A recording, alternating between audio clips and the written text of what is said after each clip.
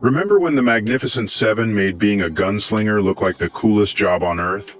7 men, 1 village, and a kind of honor that felt louder than bullets. But after the cameras stopped rolling, real life was far less heroic. Some became Hollywood icons, some faded into the shadows, and some faced final chapters more painful than any shootout. Stay until the end, because what happened after they rode off may change the way you remember them. Steve McQueen was born in 1930 in Beech Grove, Indiana, and he was 29 when he played Vin Tanner. Cool, restless, and full of quiet swagger, McQueen made Vin stand out even in a cast packed with big personalities. After this film, McQueen became the king of cool, leading classics like Bullitt, The Great Escape, and The Thomas Crown Affair. He died in 1980 at age 50, after a battle with mesothelioma. Vin Tanner was not Steve McQueen's biggest role, but the star power was already there. Calm, sharp, and a little unpredictable, he had the kind of cool that still feels fresh decades later. Charles Bronson was born in 1921 in Ehrenfeld, Pennsylvania, and he was 38 when he played Bernardo O'Reilly. Tough, grounded, and quietly warm, Bronson gave Bernardo the heart of a fighter who had seen plenty of hard days. Bronson later became one of cinema's toughest screen icons, known for Death Wish, westerns, and gritty action roles. He died in 2003 at age 81, after suffering from pneumonia. Bernardo O'Reilly showed the side of Charles Bronson that fans sometimes forget. Yes, he looked tough as nails, but he could also play loyalty, kindness, and quiet sadness without overdoing a thing. James Coburn was born in 1928 in Laurel, Nebraska, and he was 31 when he played Britt. Cool, quiet, and deadly with a knife, Coburn made the character stand out without saying much at all. Coburn went on to build a long career in westerns, action films, and offbeat classics, later winning an Oscar for Affliction. He died in 2002 at age 74 after suffering a heart attack. Britt was the perfect James Coburn role. Calm on the outside, dangerous underneath. He did not need to be loud to steal a scene, and that smooth, silent edge is still what fans remember. Robert Vaughn was born in 1932 in New York City, and he was 27 when he played Lee. Sharp, polished, and quietly nervous, Vaughn gave the Seven its most haunted gunfighter.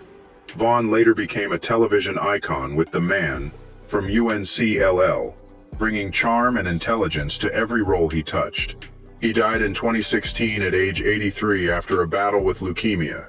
Lee was different from the others because his fear felt real. Vaughn played him with style, but also with a cracked confidence that made the character more human than heroic.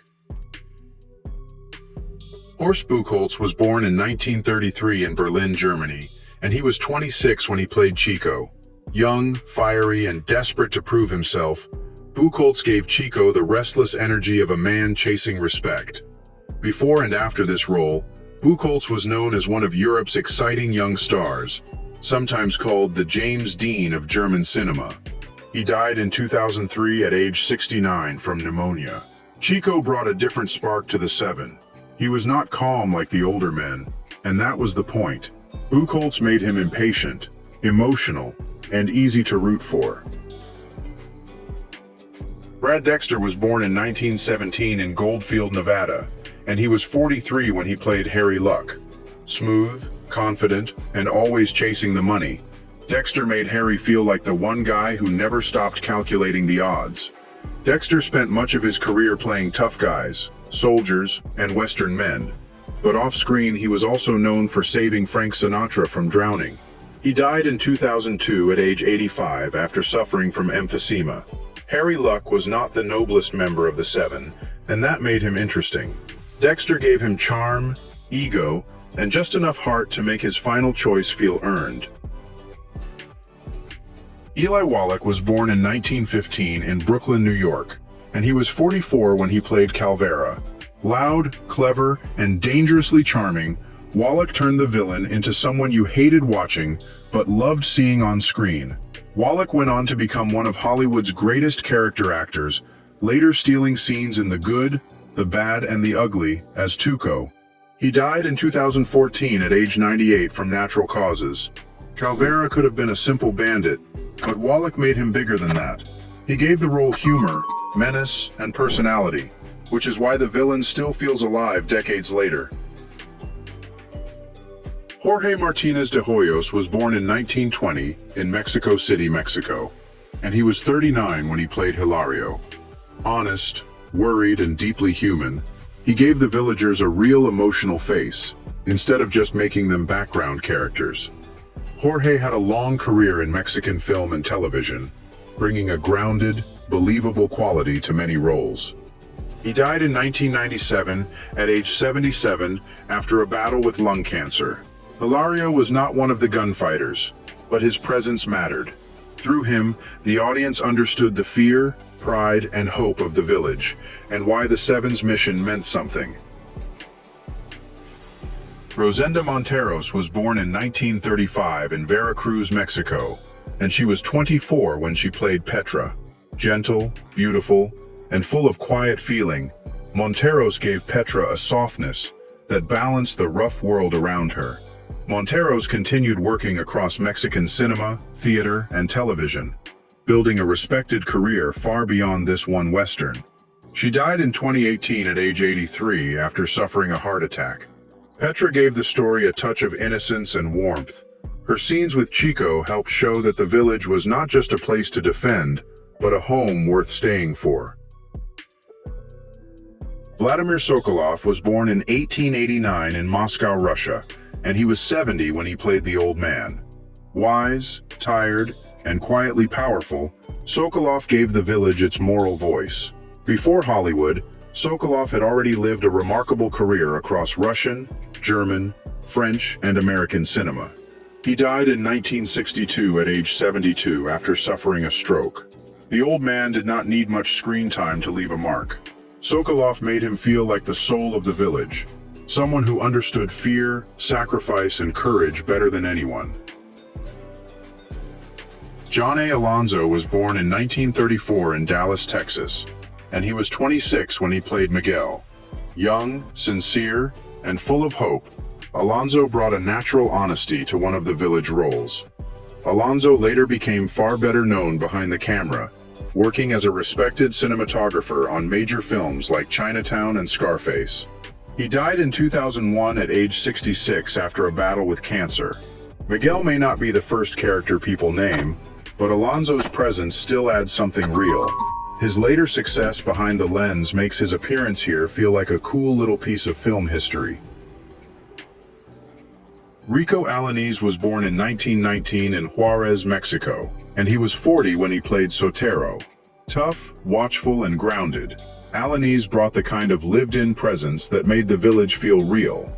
Alanis later appeared in many American films and TV shows, often bringing strength and authenticity to Western and crime stories. He died in 2015 at age 95 from natural causes.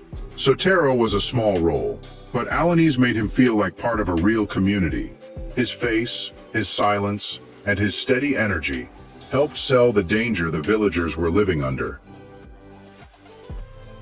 Natividad Vacío was born in 1912 in El Paso, Texas, and he was 47 when he appeared as one of the villagers.